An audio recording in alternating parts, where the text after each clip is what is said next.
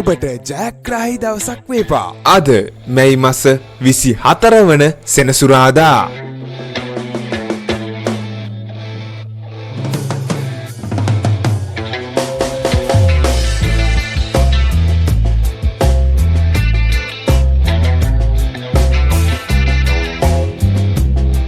ජයග්‍රාහී අංක දින පතා නැරඹීමට අපුව සබස්ක්‍රයිබ් කර තබා ගන්න.